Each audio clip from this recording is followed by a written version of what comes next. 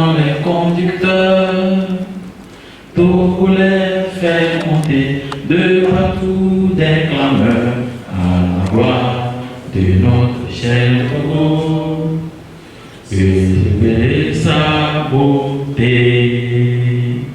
forêt, mon cité enchanteur, fleuve majestueux, torrent prestigieux, le sort merveilleux, prodigue, répand bonheur, fécondité. Soyez bénis, Togo, soyez heureux, pays de nos aïeux. Bonsoir amis téléspectateurs, spectatrices. Bienvenue donc dans notre émission Sorcellerie Positive.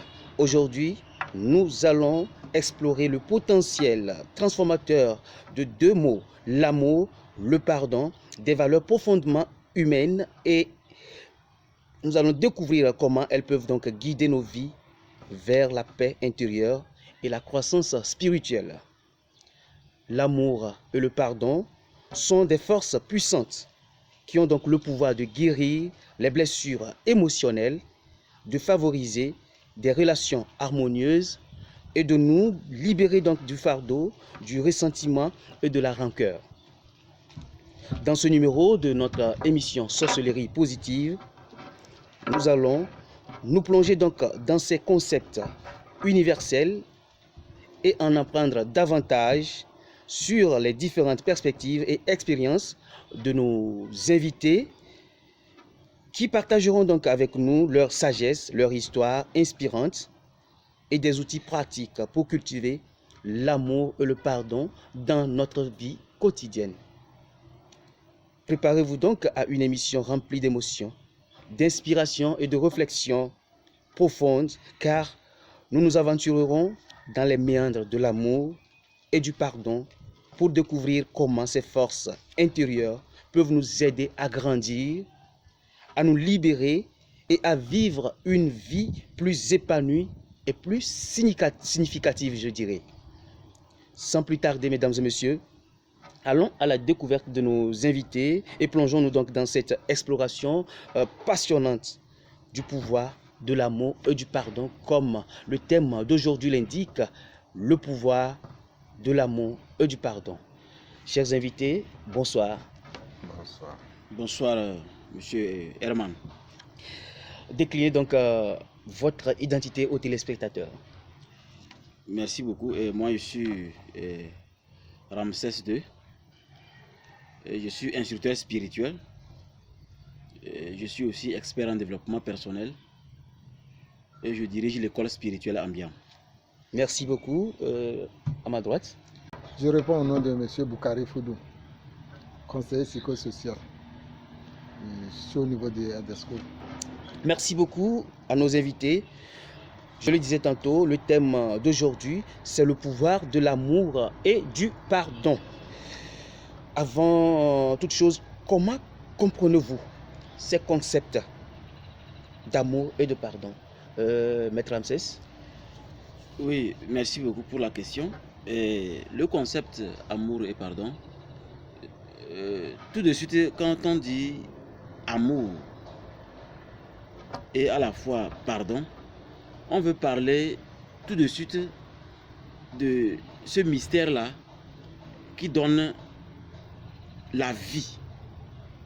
Une vie tout de suite qui est familiale. Parce qu'on ne peut pas dire amour, pardon dans un contexte de service ou de quoi. Mais je vais dire directement que quand on dit amour, pardon, on sent le reflet de la famille. Pour dire que c'est dans ce contexte familial, puisque c'est là-bas que se déroule la véritable vie, il est recommandé à l'individu de savoir que quand on dit pardon, on parle de quelque chose que l'autre a fait, pas forcément dans un acte conscient, non, dans l'inconscience. Mais même si ça se répète, il est demandé à ce que on accepte le pardon pour pouvoir avancer.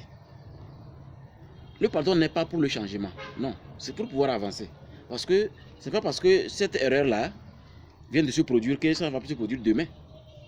Donc je crois que dans ce contexte, pardon, ça nous demande de mieux observer le contexte familial, là où se déroule n'importe quel service. Aucun service n'est possible si on ne s'est pas réveillé bien en famille, dans un contexte où on se sent à l'aise. Et pour se sentir à l'aise, il faut pardonner. Alors que l'amour n'est pas que de l'air. Ça veut dire que même si ce n'est pas familial, j'ai accepté mon ami. S'il ne peut pas payer le loyer, il dort avec moi. Ou bien s'il n'a pas les moyens, je peux l'aider. Il y a des gens qui aident sincèrement.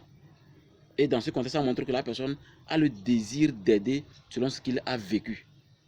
Parce que l'amour, normalement, à mon avis, je voudrais que le journaliste ou mon confrère ne vive pas ce que j'ai vécu. Mais si je me comporte comme je veux, quand je veux, ça montre que même si je prétends être quelqu'un compatissant, ce n'est pas vraiment sérieux. Voilà. Merci beaucoup, Maître Ramsès II. Monsieur Foudou, bon, selon vous, c'est quoi l'amour? Merci pour la parole. L'amour, c'est un mot. Mais un mot qui est beaucoup plus profond. Plus profond comme on l'entend. L'amour, ce n'est pas seulement dans la parole. L'amour, c'est des sentiments. L'amour, c'est des comportements. L'amour, c'est des actions physiques qu'on peut voir en amour. Et qui dit amour, dit que quelque part, il y a un peu de tolérance. Il doit y avoir de tolérance. Il doit y avoir de tolérance. Et donc du pardon. Oui, du pardon, puisque le concept dit l'amour et pardon. Mais avant d'avoir vraiment un vrai amour, comme on le dit, il faut se surpasser de beaucoup de choses. Beaucoup, très beaucoup. Nous entendons souvent amour dans la bouche, c'est facile de dire amour. Mais dans sa profondeur, comme je l'ai dit, amour, ce n'est pas juste sur la langue. On peut ressentir l'amour par un geste. On peut ressentir l'amour par un comportement. Par c'est-à-dire une invitation quelconque comme ça, là, ça peut passer de l'amour. Maintenant, quand nous parlons de pardon. Pardon aussi, c'est un autre mot qui accompagne directement l'amour. Sans pardon, il n'y a pas d'amour. Le fait de parler de pardon, ce n'est pas forcément que quelqu'un soit offensé d'abord avant de demander pardon. Et ce n'est pas aussi celui qui se voit, c'est-à-dire culpabilisé, qui doit aussi demander pardon. Le pardon, il est aussi universel. Nous devons comprendre bien le sens de pardon. C'est un mot apaiseur. C'est un mot à travers lequel on peut vraiment, c'est-à-dire faire beaucoup de choses et faire avancer aussi la cité. Merci beaucoup, Monsieur Foudou. Merci à Ramsès II pour l'éclaircissement de ces deux termes. Nous allons donc poursuivre, mesdames et messieurs, chers invités. Quels sont selon vous les obstacles qui empêchent les gens de pratiquer l'amour et le pardon? Puisque l'amour, c'est quelque chose, c'est l'idéal. Oui. Mais nous constatons que il y a certains facteurs donc, qui empêchent les gens de vraiment pratiquer ces deux valeurs-là. Selon vous, qu'est-ce qui empêche ces personnes de pratiquer ces valeurs-là? Oui, Monsieur Foudou. Ok. Selon moi, ce qui empêche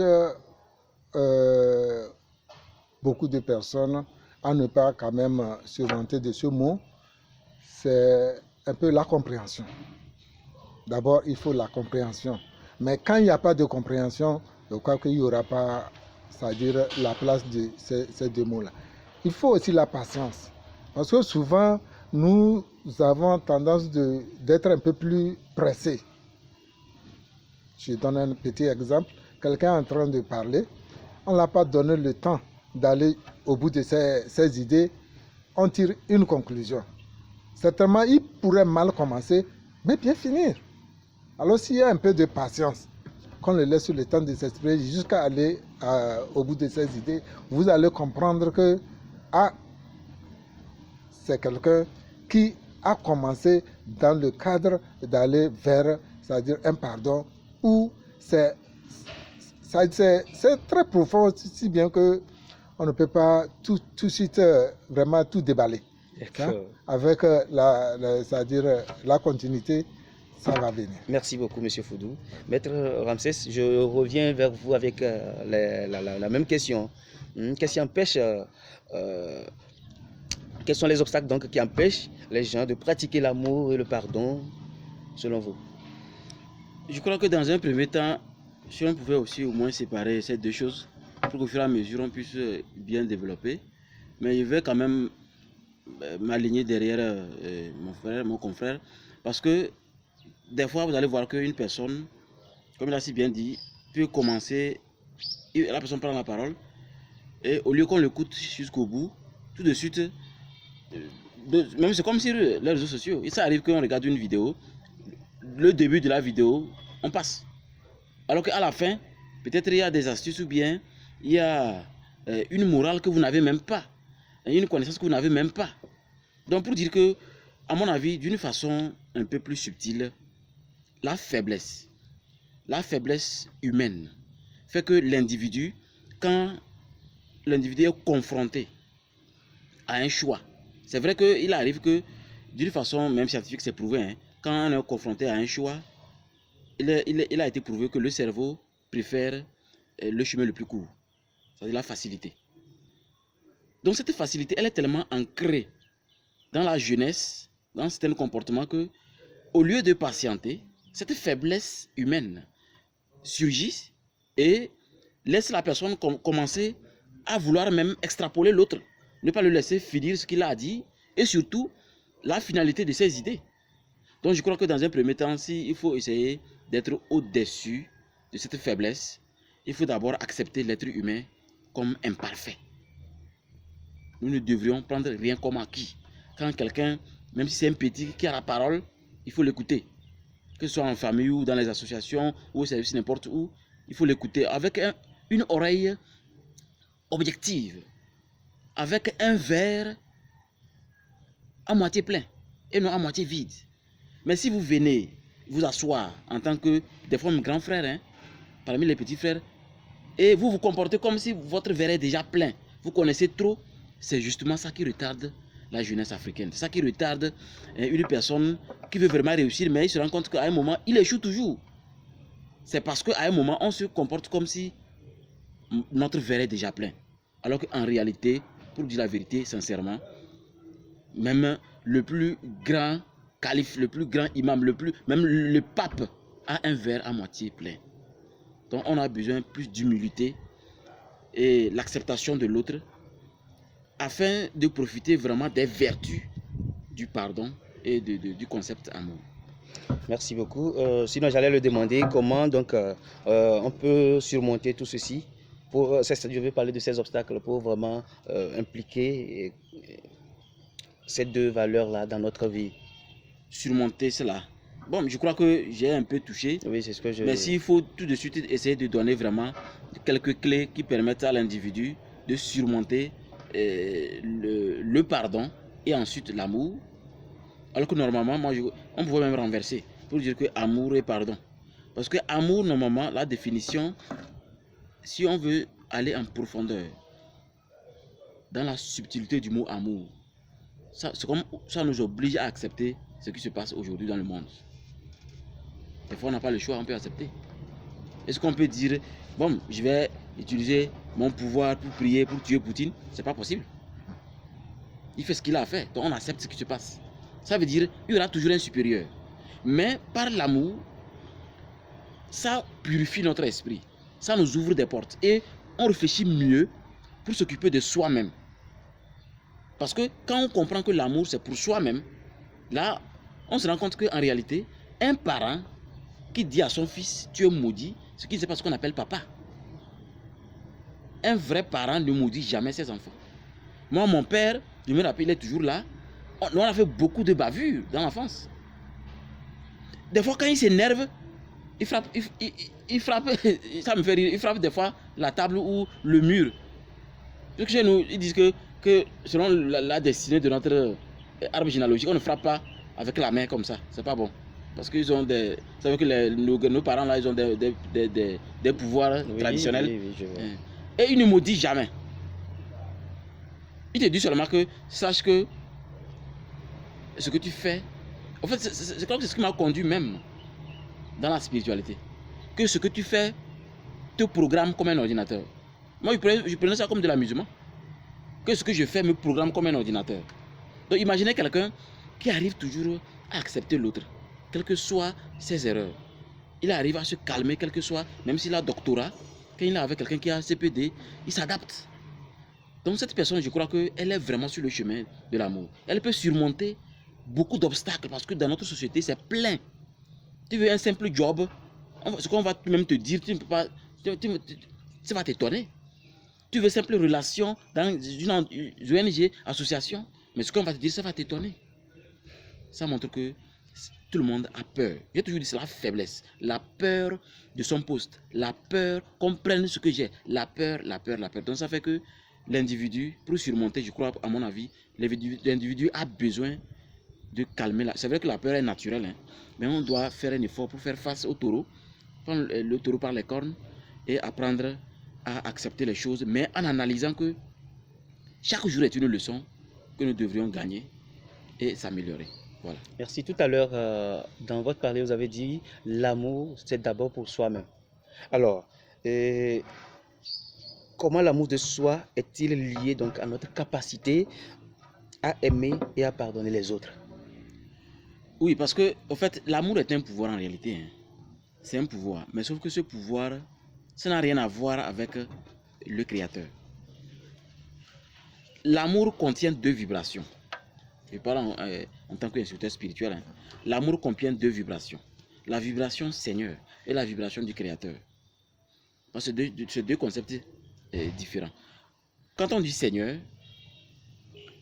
quand je dis Seigneur, je me connecte à toute cette science-là qui a permis au grand-père de mon grand-père à instaurer ce que c'est que la danse du feu. Parce qu'ils ne sont pas quittés comme ça à dire, bon, chers amis, on va commencer à danser le feu. Ils n'ont pas quitté comme ça pour dire, bon, chers amis, on va commencer à faire la danse du couteau. Non, il y a une histoire, n'est-ce pas? Donc, je me connecte à ça. Quand on dit Seigneur en réalité, c'est une révérence. C'est une manière de reconnaître une divinité que vos ancêtres ont été conscients que cette divinité, elle est très utile, elle est serviable. Et on a besoin de respecter les principes que nos parents nous ont légués pour avancer. Alors que le Créateur, lui, on dit,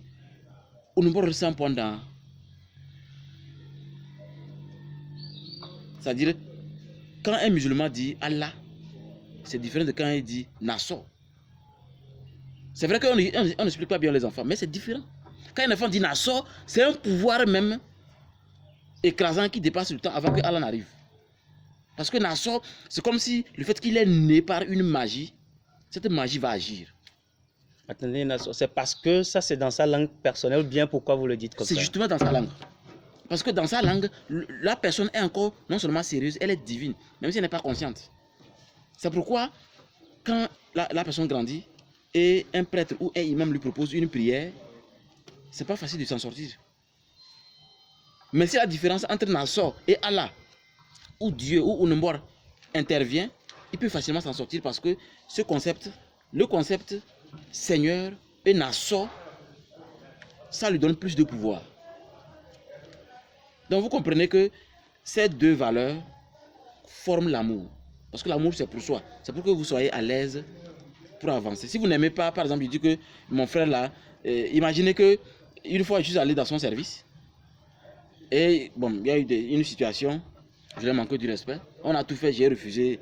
Il y a des gens qui refusent d'accepter ce qui s'est passé, qui refusent de pardonner, qui fait du bruit et ils partent. Voilà, maintenant on se rencontre aujourd'hui ici. C'est pourquoi, devant chaque situation, accepter la situation, calmer les choses avant d'avancer. Mais si vous prenez la colère, dites que non, vous avez raison, c'est à lui de dire excuse. Déjà, quand on dit je veux qu'on me dise excuse, c'est un ego démesuré. On ne se rabaisse pas. Voilà. D'accord. En fait, la question, je veux que vous reveniez dessus. J'ai dit, comment est-ce que l'amour de soi, Oui. d'accord, est-il lié à notre capacité d'aimer les autres? Ah, ok. C'est ça la question. L'amour de soi. Oui. Au fait, quand on dit l'amour de soi, c'est ce qui fait que vous êtes vivant. C'est ce qui fait qu'on peut supporter. Il prend un exemple d'une femme. Si on peut supporter une femme par rapport à tout ce qui se passe, ça dépend de ce que nous avons vécu.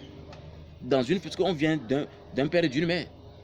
Donc l'amour qu'on nous a légué, cet amour-là fait que on est obligé, on se sent obligé en réalité. Bon, ça dépend aussi, on doit le reconnaître, hein, ça dépend du niveau de conscience de l'individu.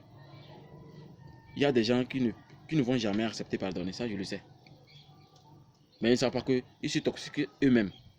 Parce que la capacité de pardonner, normalement, c'est inné à nous. Parce qu'on a têté une femme.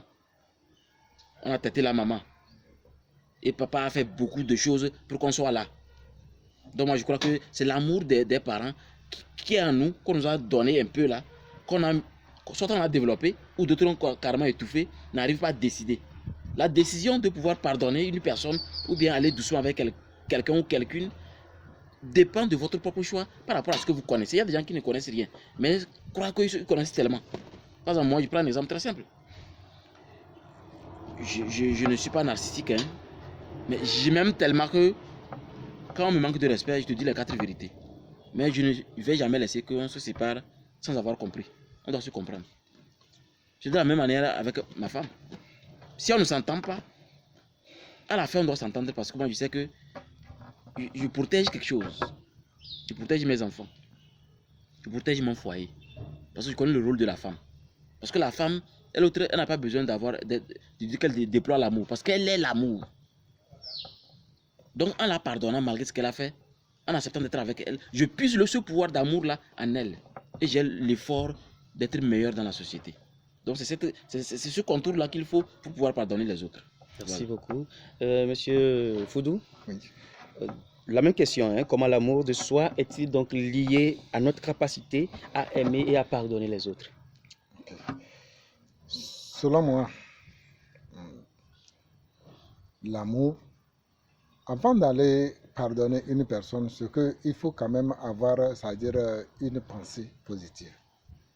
Il faut avoir une pensée positive.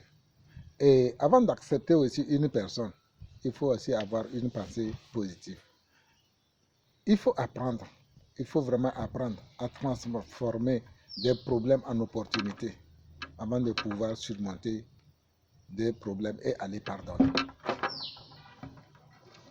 Mon confrère a vraiment parlé, il a donné suffisamment d'exemples. Je ne vais pas aller vers lui.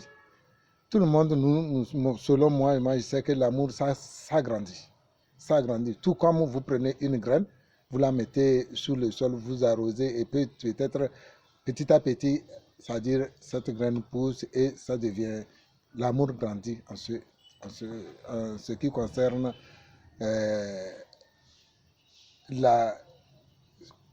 comment je vais dire, le contexte dans lequel nous sommes. Oui. Oui. Parce qu'il faut vraiment cadrer les choses.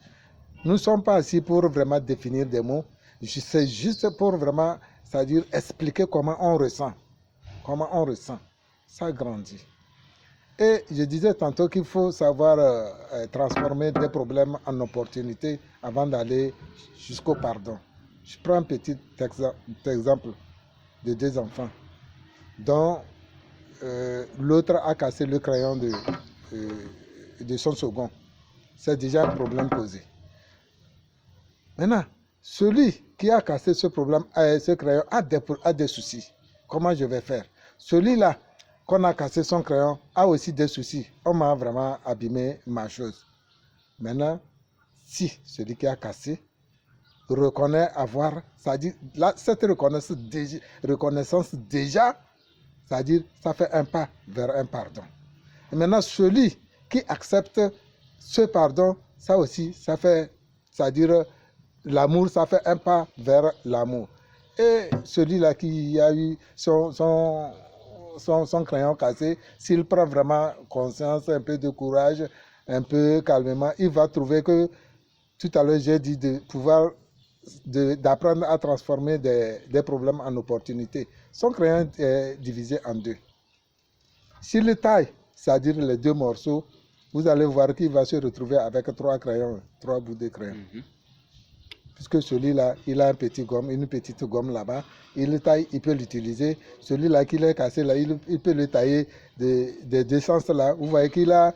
Donc, après, quand il va se calmer, il va dire, ah, lui là, il m'a fait du mal, mais on dirait que le mal qu'il m'a fait là, c'est comme il m'a arrangé. Voilà, c'est parce qu'il a donné le temps et aller réfléchir à ça. Donc, en ce moment, vous allez voir que ce mal-là qui est causé là est oublié. Il est oublié parce que celui-là est satisfait de ce mal. Il va même se dire qu'on l'a fait du bien. Donc, quand on va parler aussi du pardon et surmonter les trucs de pardon, je pense qu'il va falloir un peu de temps. On ne doit pas réagir lorsqu'il y a un problème. Il faut donner le temps. En fait, excusez-moi, oui. Je dis comment l'amour de soi, oui. C'est-à-dire je m'aime, oui. D'accord, oui. Comment cela est-il lié à ma capacité de pardonner et d'aimer quelqu'un d'autre?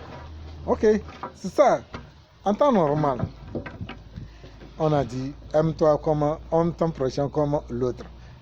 Ce que tu ne veux pas qu'on te fasse, si tu comprends comme ça que tu ne veux pas qu'on te fasse ça là, comprends en même temps que ton prochain, il ne faut pas le faire ça. Ça, c'est la capacité. C'est la capacité de comprendre que moi, je n'aime pas ça. Et si toi, tu n'aimes pas ça, nous sommes tous les humains. Et que c'est les mêmes, nous avons les mêmes veines et les mêmes liquides biologiques qui coulent dans nos veines. Maintenant, comment ça, vous voulez accepter que moi, j'accepte qu'on ne me fasse pas ça, mais je veux faire ça à l'autre. Vous comprenez, non? Okay. Donc, c'est ça qui va faire que quand tu vas comprendre que si ce que je ne veux pas qu'on me fasse, je ne vais pas le faire à mon prochain. Ça veut dire que, c'est-à-dire, j'ai pensé à moi et en même temps, ce que je pense à moi, positivement, je le pense également à mon ami ou à mon confrère. Merci beaucoup. Aime ton prochain comme toi-même. Mesdames et messieurs, chers téléspectateurs, nous allons marquer une pause et on vous revient juste après ceci.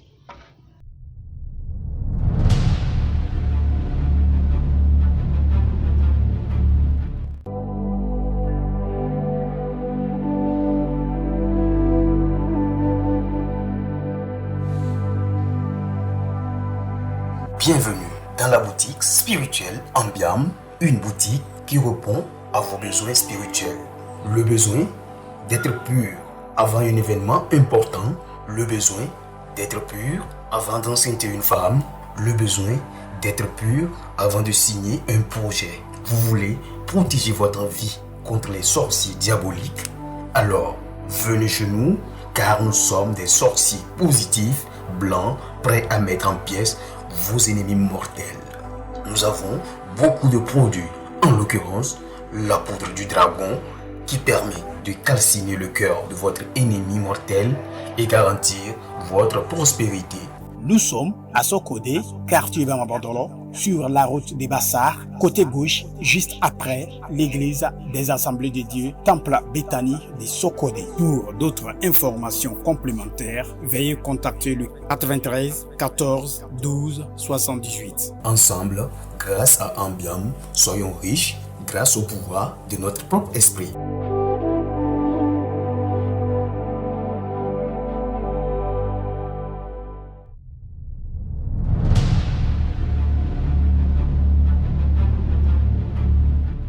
Nous voilà de retour sur ce plateau, chers amis. Nous sommes là avec deux invités donc, qui, ce soir, partagent avec nous des outils pratiques pour cultiver l'amour et le pardon dans notre propre vie. Le thème, c'est le pouvoir de l'amour et du pardon. Nous allons poursuivre donc avec Maître Ramsès II. Donc, Maître, s'il faut donner un conseil pour cultiver l'amour de soi sain et durable, qu'est-ce que vous direz? Autrement dit, comment l'on peut-il cultiver l'amour de soi sain et durable? Je crois que là-bas, l'amour de soi sain et durable, c'est tellement direct que l'individu doit savoir que l'amour de soi est d'ailleurs le seul pouvoir qui permet à un individu d'accomplir sa mission, ou si vous voulez, d'achever un projet qui le tient à cœur. Donc, vous devez retourner et faire un inventaire de vous-même. Si vous avez une famille, de quelle manière vous gérez la famille? Si vous avez des frères et sœurs, vous vous entendez de quelle manière?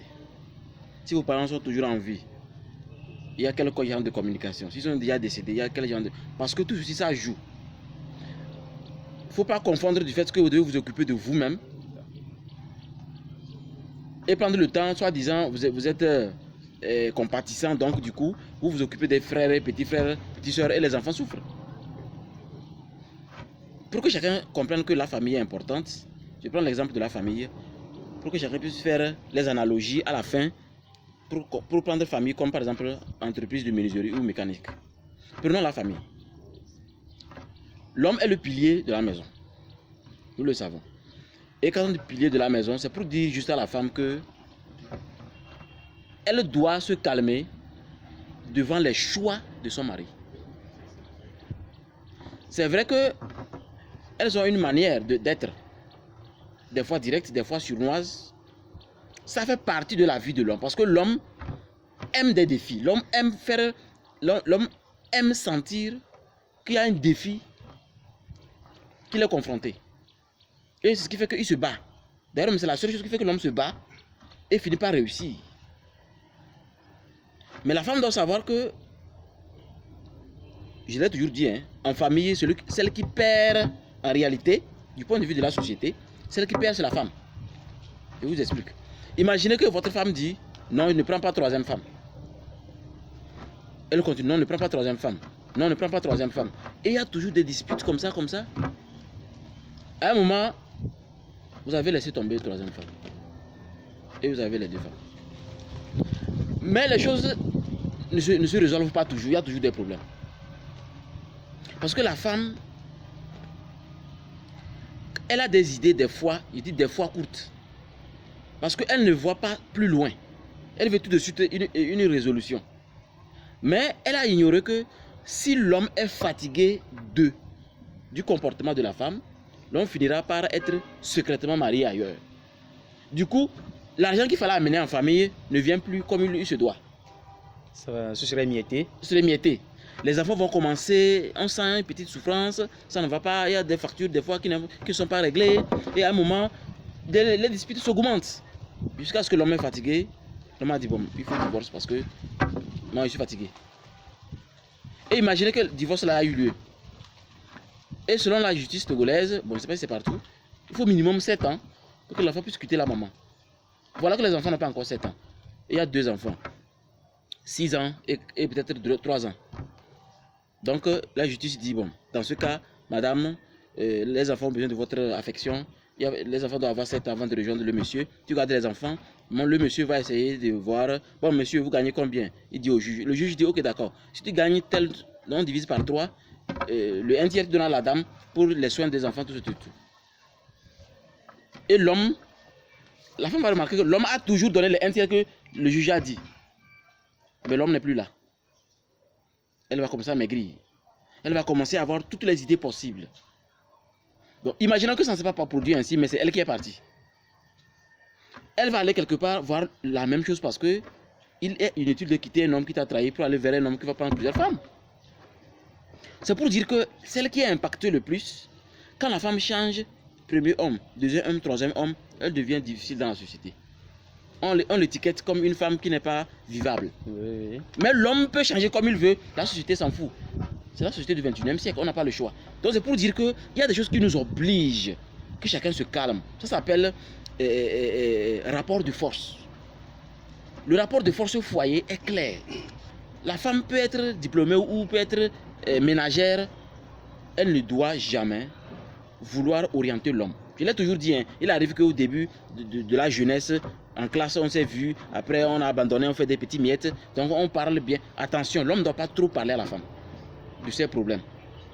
Ça crée chez la femme un complexe de supériorité. Le jour où l'homme va vouloir s'extirper, c'est grave.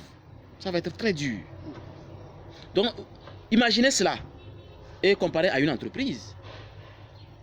Le chef est là, mais l'adjoint contourne le chef. Qu'est-ce qui va se passer? C'est la catastrophe un jour. C'est vrai que même s'il est habile, c'est la catastrophe un jour.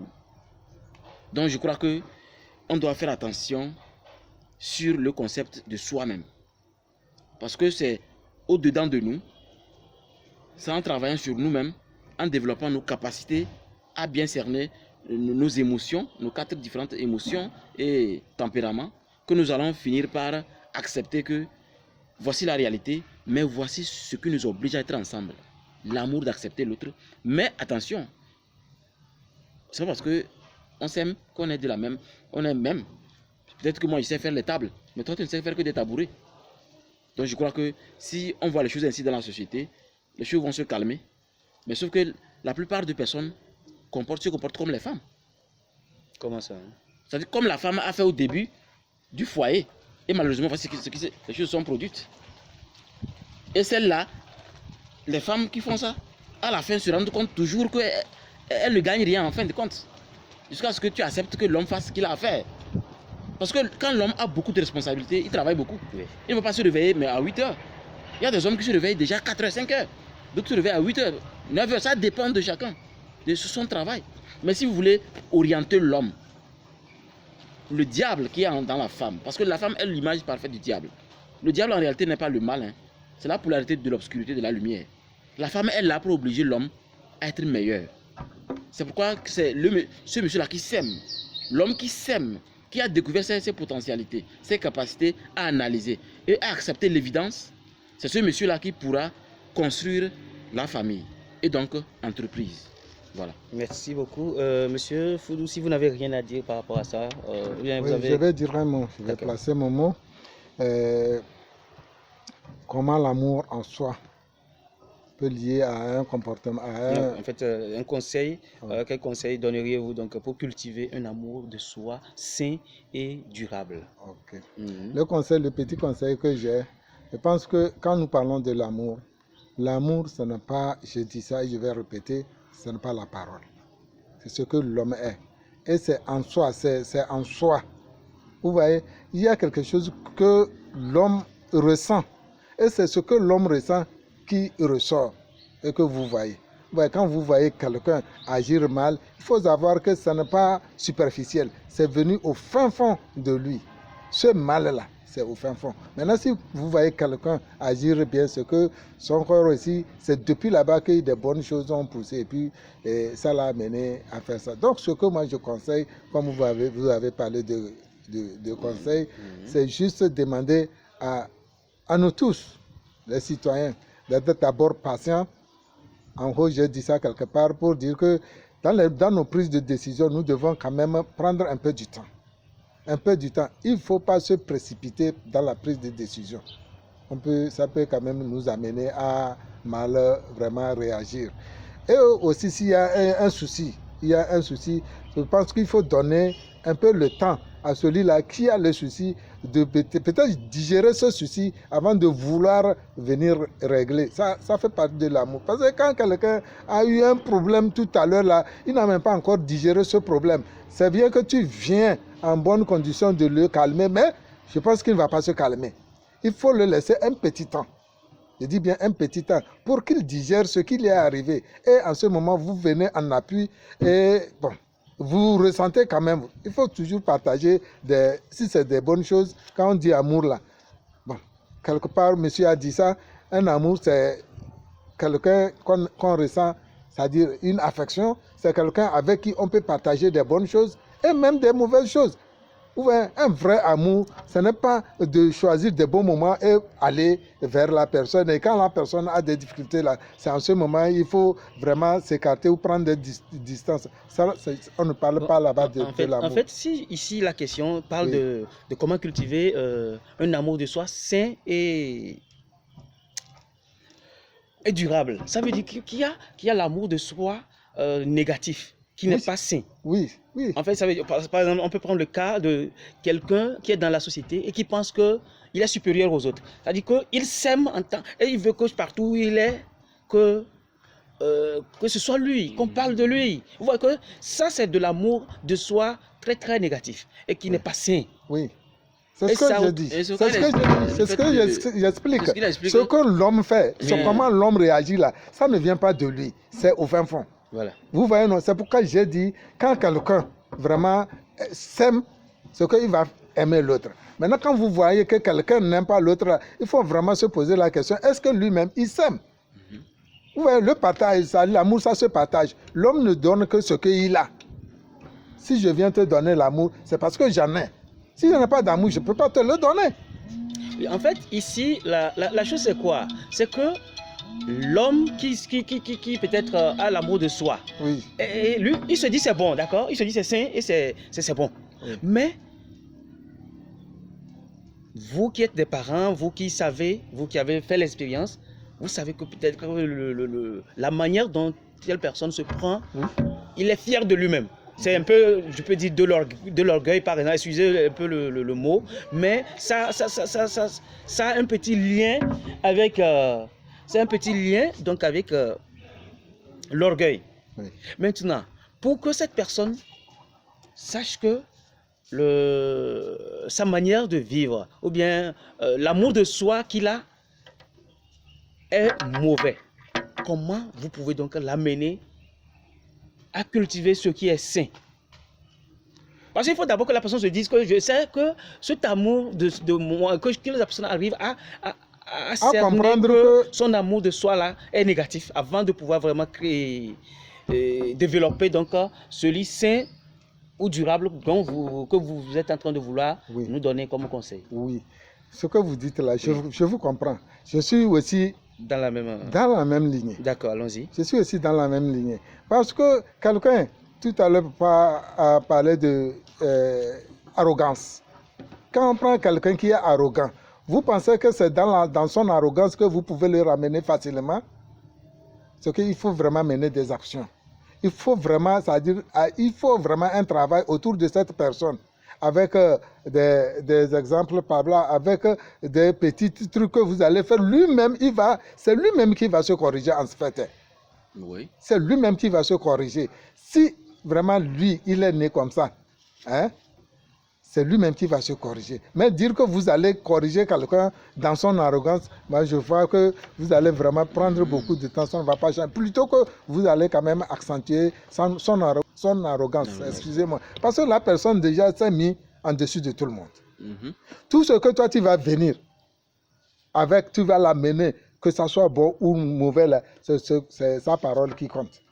Vous voyez, non? Donc, lui, là, comme ça, il faut vraiment faire des actions, mener des actions autour de lui et l'impliquer dans la gestion de ces actions. Et lui-même, il va se retrouver parmi, c'est-à-dire les gens qui ont vraiment un amour sain et positif. Vous voyez, donc c'est à petit coup. Donc, le conseil, je l'ai déjà quand même dit, c'est vraiment la patience et puis le sens d'écoute de son prochain. Et maintenant, la réaction, nous ne devons pas être précipités dans la prise de nos décisions. L'amour, ça sort en soi. Merci Ça, beaucoup. ça, Tout oui. à l'heure, vous venez de vous présenter. Est-ce que vous pouvez encore juste nous redire aux téléspectateurs qui vous êtes? Je suis conseiller psychosocial au niveau de l'ONG ADESCO. Je ne réponds pas si au niveau c'est-à-dire dans le compte du service, mais en tant que personne, société, ressources, société civile. Merci beaucoup. Vous êtes conseiller psychosocial. Dites-nous quels sont donc les bienfaits psychologiques et émotionnels donc, du pardon, tant pour la personne qui pardonne que pour celle qui est pardonnée. Ça, les bienfaits sont énormes. D'abord, il faut parler. Ça soigne. Ça soigne. C'est un élément traiteur. Ça traite une personne.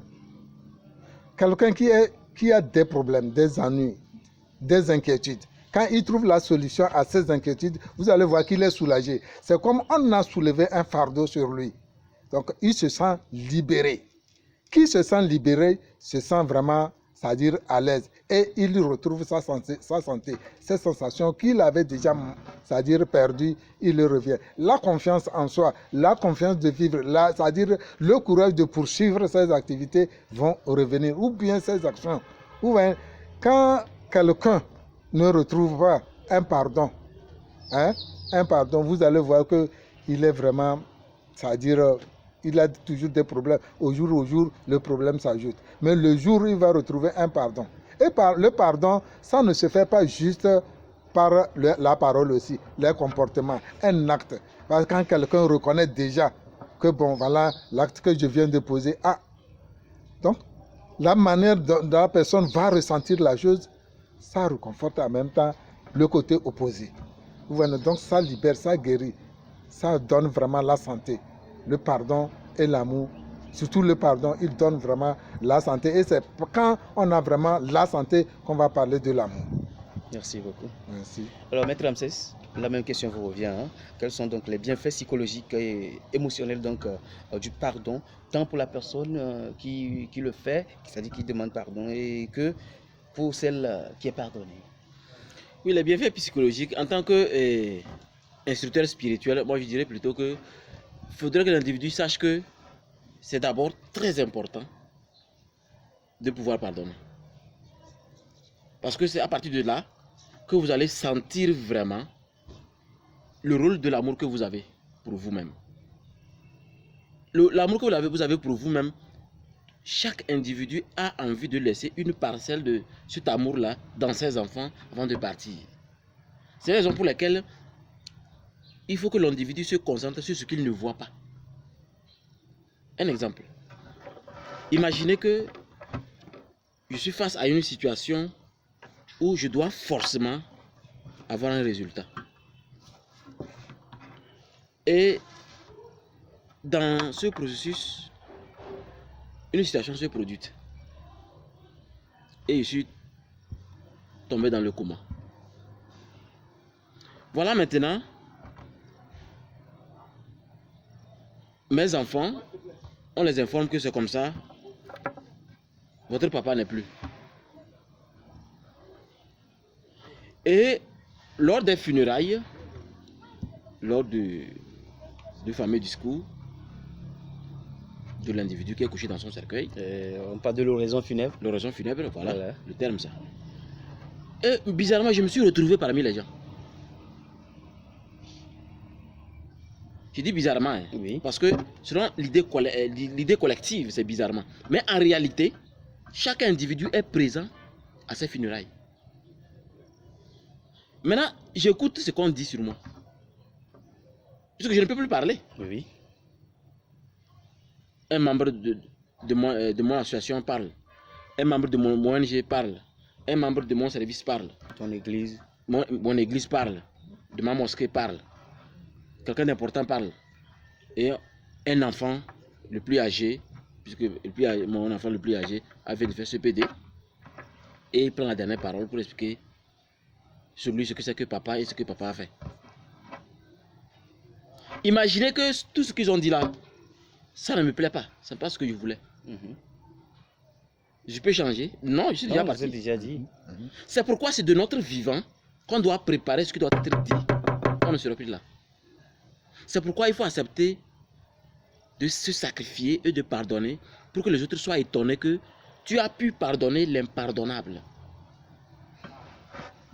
Si le Créateur devait apparaître un jour miraculeusement, d'une façon miraculeuse, s'il devrait, ça ne serait que devant un individu qui a pu pardonner l'impardonnable.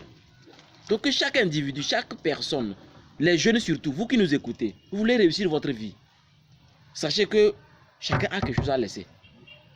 Que la réincarnation existe ou pas, sachez que vous laissez quelque chose. Maintenant, ce que vous voulez qu'on dise sur vous, c'est maintenant. C'est pourquoi moi je me comporte exactement comme ce que je déclare chaque jour. Je ne peux pas valoriser un couple et j'ignore mes enfants et ma femme. Je ne peux pas être au service très utile à mon bureau, mes enfants sont tarés. Je ne peux pas avoir une voiture, mes enfants sont dans école publique, c'est pas bien.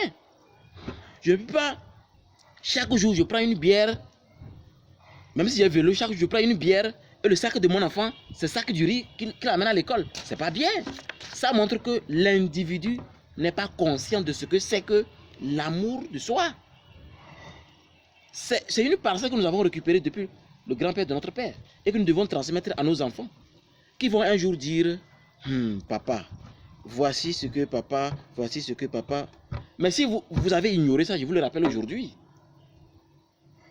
Donc je crois que si l'individu a cette capacité de voir que, mais, qu'est-ce que je veux qu'on dise quand je ne serai plus là, vous êtes obligé de commencer à vous comporter bien.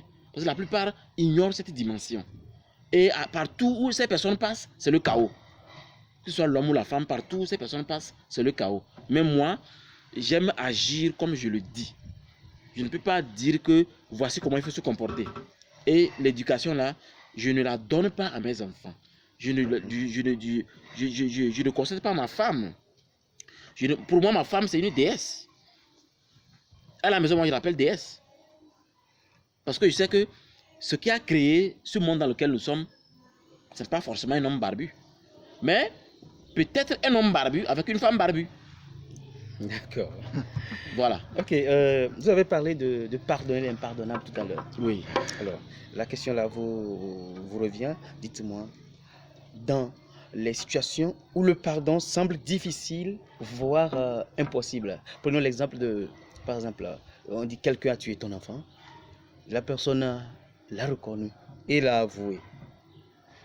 Comment pouvons-nous donc trouver la force nécessaire pour nous engager sur ce chemin et libérer donc notre cœur? Je ne vous coupe pas la parole même, mais je voulais parler plus rapidement. Oui. Parce que même, c'est justement les raisons pour lesquelles la loi existe. Et il est interdit de se faire soi-même justice. Mais la société dans laquelle les gens veulent se faire justice, il y aura toujours désordre.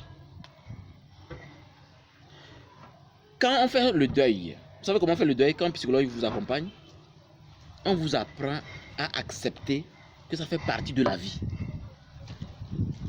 C'est-à-dire que ce n'est pas magie. Vous n'êtes pas le seul, la seule personne. Ça fait partie de la vie. Mais il y a les gens qui veulent se faire eux-mêmes justice.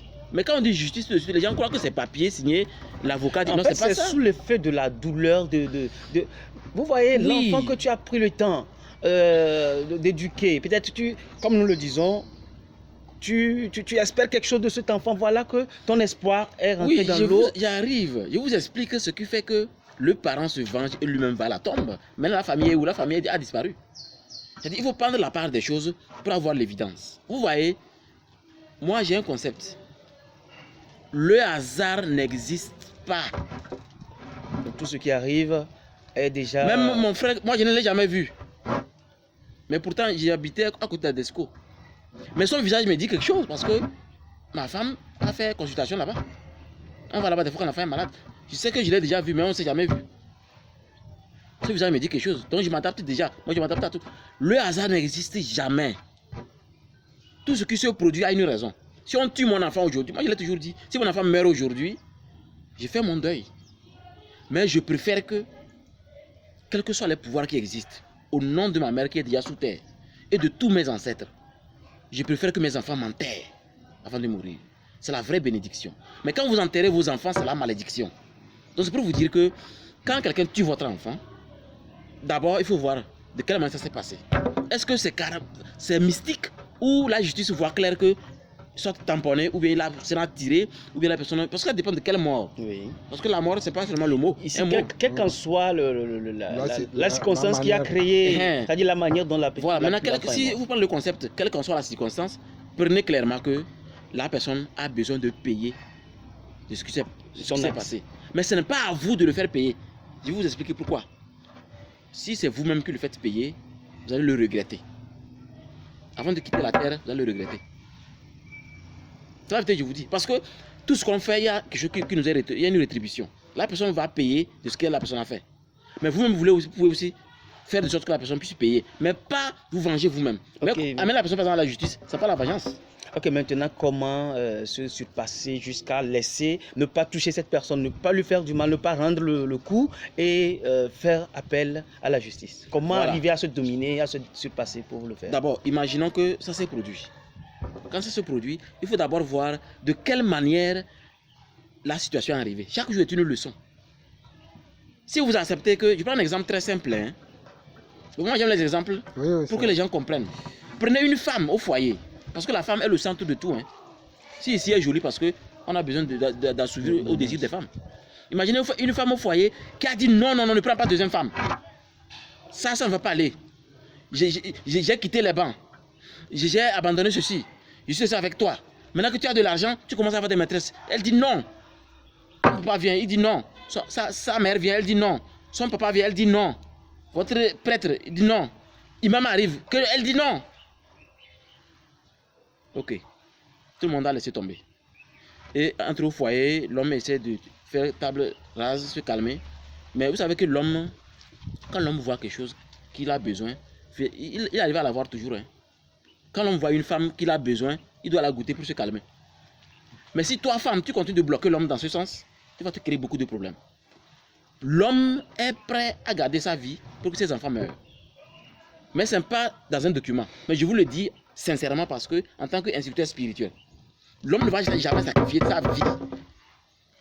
Parce que la femme fait des conneries au foyer, parce que les enfants existent, comme il y a les enfants, il va se calmer. Non, l'homme ne va jamais sacrifier sa vie pour ça. L'homme exige le respect devant la femme. Point final. On va aller plus rapidement parce que nous devons remettre l'antenne tout à l'heure. Donc pour conclure, c'est pour vous dire que l'homme a besoin de gagner la leçon. Mais c'est la femme qui permet de mieux comprendre la leçon parce que la femme peut finir par perdre un enfant. Même le foyer dans lequel elle voulait à tout prix rester, elle a fini par quitter le foyer. Et elle doit gagner la leçon pour transmettre la leçon à ses enfants. Bon, moi je vais juste dire qu'on doit transmettre une leçon. Mais si on ignore que ce qui s'est passé, ça n'est pas un hasard. Donc on doit transmettre la leçon, je vous assure, le Créateur, son nom que vous donnez, je m'en fous, Allah, tout ça là, va vous ramener la même situation. Jusqu'à ce que vous compreniez la leçon, et là ça va cesser. Voilà. Merci beaucoup, maître. Je pense que nous sommes presque arrivés à la fin de cette émission. Monsieur Foudou, dites-nous, est-il possible de pardonner sans oublier? Avant de bondir à ce point, d'accord, vous voulez toucher un peu, d'accord, allez-y rapidement. Le point. Oui, moi, je pense que pour ne pas trop reprendre ce qu'il a dit, il n'y a pas une situation qui est impardonnable. Il n'y a pas une situation qui est impardonnable. Je ne connais pas beaucoup dans le Coran, mais je sais que chez nous, souvent, quand il y a quelque chose, nous nous référons toujours à Dieu. Et même si toi-même tu ne veux pas te référer à Dieu, il y a quand même des proches, tout le monde quand même va quand même t'amener à... Parce que c'est déjà fait. Vous prenez un exemple où quelqu'un a tué ton enfant. Est-ce que tu vas te venger pour, c'est-à-dire ressusciter ton enfant? Voilà, il va me passer ressusciter. Ou bien tu vas te venger pour quand même que la personne là fasse un enfant, le grandir, c'est-à-dire l'élever, le grandir à même niveau que ton enfant pour te le rembourser? Je vois qu'il y a il n'y a pas de situation. Moi, je retiens qu'il n'y a pas une situation qui n'a pas de pardon. En tout cas, chez nous aussi, on dit même s'il y a une situation que je suis venu te demander pardon, que tu ne m'as pas pardonné, Dieu m'a pardonné. Oui. Parce que d'abord, je reconnais déjà... Est-ce que vous savez que les forfaits se dépassent? C'est-à-dire, les péchés se dépassent. Le péché dont tu as fait. Souvent, on arrive à pardonner facilement par rapport au degré de la faute, du forfait commis. On parle ici, de votre exemple que vous avez donné, voilà, de quelqu'un qui a tué ton enfant. Nous parlons de ça. L'enfant est déjà décédé. Qu'est-ce qui est plus dangereux même que la mort? Qu'est-ce qui est plus dangereux? Est-ce qu'il y a encore une situation plus grave que celui-là? Ton enfant que tu l'aimes, que quelqu'un le tue? Même l'inceste se corrige. Vous voyez, non? Donc, c'est une situation un peu plus, c'est-à-dire plus élevée. Donc, ça dit cet exemple peut nous aussi, c'est-à-dire donner beaucoup de leçons. Beaucoup de leçons. Comme le maître l'a dit, je vous dis, dans mon quartier, la dernière fois, il y a un monsieur qui a cultivé le maïs, hein, et que les chèvres d'un ami sont venus quand même dévaster, bien faire des dégâts. Donc, mais on les a attachés et ils se sont quand même dégagés de leur, c'est-à-dire cachette pour venir faire. Le monsieur a arrêté la chèvre. J'étais là, mais ce n'était pas ma chèvre, mais nous sommes des cohabitants. Je lui ai dit, bon, le monsieur dont tu prends sa chèvre n'est pas là. Bon, je suis presque plus âgé qu'entre les deux. Garde la chèvre ici. Tout compte fait, vous finirez par vous comprendre. Je parle de la semaine passée. Il a dit non, qu'il va amener la chèvre. Et que quand le monsieur va venir, il va venir. Donc, quand le monsieur est venu, je leur ai rendu compte. Il est allé. Bon, le lendemain, bon, ils ne se sont pas entendus, il ne l'a même pas vu. Le lendemain, le monsieur est reparti. Il a vu en train de faire son champ, le monsieur aller vers lui. Je ne me suis pas approché parce que je suis un témoin. Un témoin, c'est quand deux parties ne s'entendent pas que un témoin peut intervenir. Hein? Le monsieur est resté longtemps, ça prenait du temps. Et je me suis rapproché. Vous n'êtes pas encore entendu sur un point. Il dit, mais s'il n'est pas prêt pour libérer ta chèvre, reviens te reposer. Le moment où son corps va s'apaiser, peut-être qu'il va te livrer sa chèvre. J'ai pris la parole, j'ai discuté avec le monsieur, il a dit non, qu'il libère. Donc il va aller ramener la chèvre. Il est allé ramener la chèvre. 2 jours après, le monsieur remarque que les yeux de la chèvre, la chèvre ne voit plus. Tout est touffu. Voilà, on appelle ce même monsieur, on le fait compte rendu que voilà la chèvre que tu as ramenée là. La chèvre ne voit pas. Imaginez, s'il avait pris 10 francs ou bien 5 francs, parce qu'il veut se dédommager, hein, le monsieur pourrait le payer ça. Maintenant, la chèvre, on pouvait même le revendre cette chèvre à même plus de 150 000. Il va acheter, ce n'est pas à débattre. Vous comprenez, non? Donc, c'est des situations, des exemples de situations comme ça qu'il faut. Nous avons des cœurs, ce n'est pas que des pierres que nous avons dans nos poitrines. Il faut que nous arrivions à maintenir, à maîtriser c'est-à-dire nos cœurs. Voilà, sur ce point, ce que je vais dire. Merci. Maintenant, je ne sais pas si je me rappelle de ta question que tu m'as posée. Non, c'est bon, ok. Allons-y, tenez ceci. Est-ce qu'on doit pardonner? C'est-à-dire, les gens disent, je t'ai pardonné, mais je n'ai pas oublié. Oui. Bon, selon vous, c'est la meilleure des choses qu'on pardonne, ne pas oublier, ou bien on peut pardonner et oublier. Parce que souvent, qu'est-ce qui se passe? Lorsque la personne te refait quelque chose, tu dis, la dernière fois, tu avais fait ceci. Ou bien, ça veut dire que la personne, tu comprends déjà qu'elle a pardonné, elle a dit qu'elle a pardonné, mais elle n'a pas oublié. Quand on parle de pardon, ici, à ma compréhension, c'est tout comme vous êtes en train d'écrire. Vous avez écrit un mot, et quand ce n'est pas ce mot, vous avez pris un correcteur ou bien une gomme, vous avez effacé, vous avez réécrit un nouveau mot. En tout cas, c'est ce que moi je comprends. Oui. Si ça en est ainsi, c'est que quand on pardonne, on va faire un effort pour oublier. Quand on ne fait pas effort, c'est difficile d'oublier. Mais quand on ne fait pas effort pour oublier, j'avais même dit qu'il faut savoir transformer des problèmes en opportunités. Quelqu'un qui ne veut pas oublier, par exemple, peut transformer ça en opportunité. Là, il peut, s'il va se rappeler de ça, c'est dans le sens positif. Vous comprenez, non? Mais quand on pardonne, et à chaque fois, il faut revenir sur le fait que tu m'avais fait ça, tu m'avais fait ça. Je pense qu'en ce moment, le pardon, c'était le mot, comme on l'avait dit. Ce n'était pas aussi, c'est-à-dire dans le cœur. C'est ce que moi j'ai dit. Maître, je pense que c'est la dernière question aussi, pour que ça vous revient. Est-ce que on peut pardonner ou oublier? Est-ce que c'est bon aussi de pardonner et de ne pas oublier? Voilà. Et d'abord, je crois que le pardon, quand moi je prends le pardon, c'est un concept qui nous demande beaucoup de résolutions. Beaucoup de résolutions. Parce qu'il y a différentes sortes de pardon. Les gens vont me dire, mais comment il dit ça? Il dit oui, moi je sais de quoi je parle. Prenons par exemple le pardon de la maison. C'est différent du pardon du service. Oui. Vous pardonnez à la femme pour que le foyer vive. Mais vous avez ça en tête. C'est là-bas qu'on parle de je pardonne, je n'oublie pas. Mais attention, n'amenez pas, je t'ai pardonné, mais je n'ai pas oublié, n'amenez pas ça au bureau. Vous allez disloquer le service si vous amenez ça au bureau. Voici comment ça se passe au bureau. Quand quelqu'un a fait une erreur envers quelqu'un, il faut que d'abord, d'une façon officielle, cela soit résolu. Maintenant, quand c'est résolu, la personne doit prendre conscience que ça ne va pas répéter. Il n'y a qu'à la maison que la femme peut répéter les mêmes erreurs. On va surmonter. Mais au service, ce n'est pas conseillé parce que l'entreprise va disparaître si quelqu'un là se comporte comme une femme, qui répète les mêmes erreurs. Ça fatigue l'entreprise. Donc du coup, au service, moi je crois que le pardon du service, c'est que, à mon avis, si vous m'offensez par rapport à un dossier que notre chef nous a soumis, et je connais mon rôle, tu connais ton rôle. Aujourd'hui ça s'est passé, on nous a corrigé. Demain ça se reprend, je prends mes distances. Vous devez prendre vos distances avec cette personne. Comment? Ça ne veut pas dire quitter le service, mais si on peut vous affecter, c'est bon. Mais si on peut pas vous affecter, ne souriez pas avec cette personne-là. Discutez d'une façon officielle du service. Mais il ne faudrait pas qu'il y ait comme oh hier comment ça s'est passé et on va prendre un petit café. L'intimité l'intimité doit disparaître. Sinon vous allez échouer sur le concept de maîtriser vos émotions et de réussir par rapport à votre psychologie. Ces personnes, vous prenez votre distance. Pardonner et prendre cette distance, c'est le service. Pardonner et continuer, ne pas oublier continuer à vivre au foyer. Donc quand les deux choses sont comprises, je crois que l'individu devient fort en matière de pardon. Moi, j'ai pardonné beaucoup de gens, mais on ne se voit plus jamais. Je peux faire ça à ma femme? Non.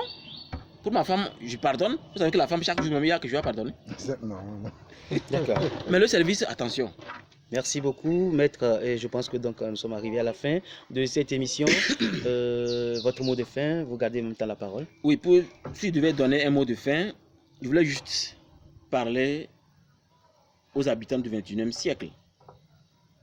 Pour dire que aujourd'hui, qu'on le veuille ou pas, chacun doit s'occuper de soi-même.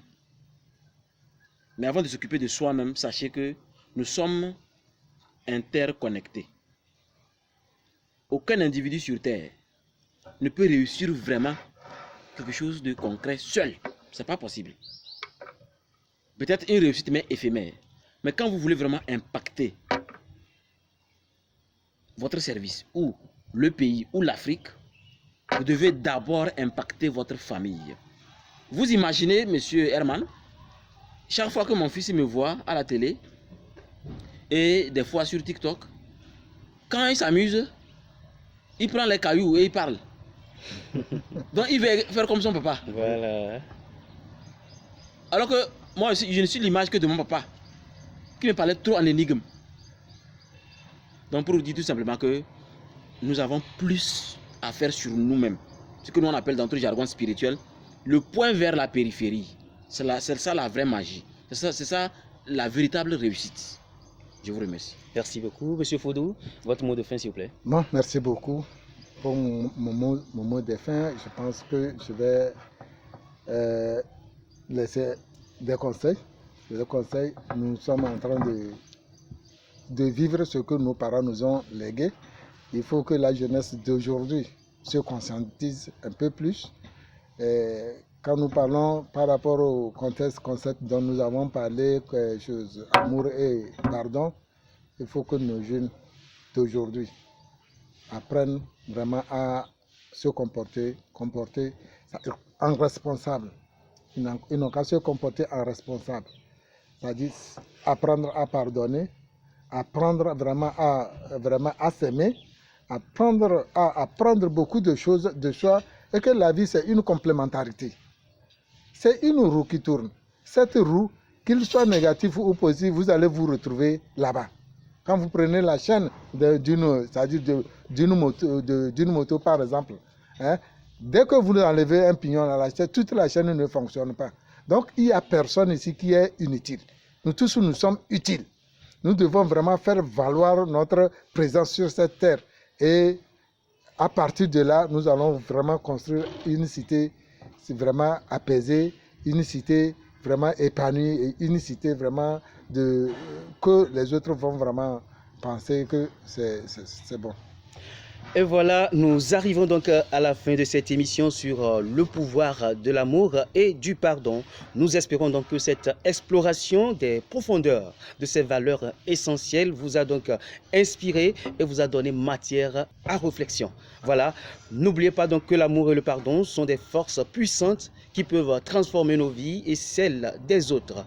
En cultivant l'amour inconditionnel envers nous-mêmes et envers autrui et en choisissant donc le chemin du pardon, nous ouvrons la voie à la guérison, à la paix intérieure et à des relations plus harmonieuses. Nous vous invitons, mesdames et messieurs, à mettre en pratique les enseignements partagés aujourd'hui, à explorer donc ces concepts dans votre propre vie, à continuer votre cheminement vers une croissance spirituelle et émotionnel.